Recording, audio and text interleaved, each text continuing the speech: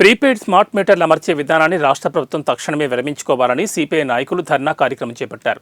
కర్నూలు జిల్లా ఎమ్మిగనూరులో విద్యుత్ కార్యాలయం ముందు సిపిఐ ఆధ్వర్యంలో ఆందోళన చేపట్టారు. రాష్ట్ర ప్రభుత్వ వైఖరిని నిరసిస్తూ నినాదాలు చేశారు.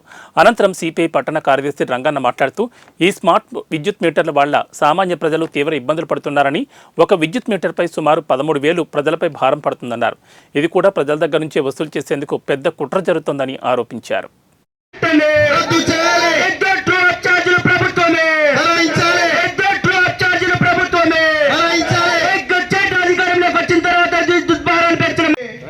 ముందుగానే స్మార్ట్ మీటర్లు బిగించడం జరిగినది. గతంలో మరి ప్రతిపక్షంలో ఉన్నటువంటి మరి ఇది కరెక్ట్ కాదు.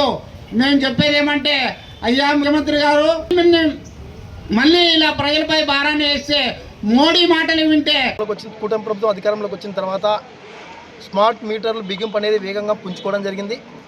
ఎందుకంటే గతంలో ప్రతిపక్షం అటువంటి చంద్రబాబు నాయుడు గారు కానీ, అదేవిధంగా ఈయన సంబంధించినటువంటి నారా లోకేష్ కానీ, పవన్ కళ్యాణ్ గారు ఒకటే విజ్ఞప్తి చేశారు, ఈ యొక్క స్మార్ట్ మీటర్లు ఎక్కడైతే బిగిస్తారో ఒక తక్షణమే పగలగొట్టండి అని చెప్పి వాళ్ళు ఇవాళ అధికారంలోకి వచ్చి ఇవాళ స్మార్ట్ మీటర్ల బిగింపుని మరింత వేగం పుంజుకోవడం జరిగింది. మేము దీన్ని వ్యతిరేకిస్తున్నాం. కమ్యూనిస్ట్ పార్టీగా తక్షణమే ఏదైతే ప్రీపెయిడ్ స్మార్ట్ మీటర్లు ఉన్నాయో తక్షణమే వాటిని ఉపసంహరించుకోవాలని చెప్పి ఈరోజు భారత కమ్యూనిస్ట్ పార్టీ సిపిఐ ఆధ్వర్యంలో విద్యుత్ కార్యాలయం ముందు పెద్ద ఎత్తున ధర్నాకి చేపట్టడం జరిగింది.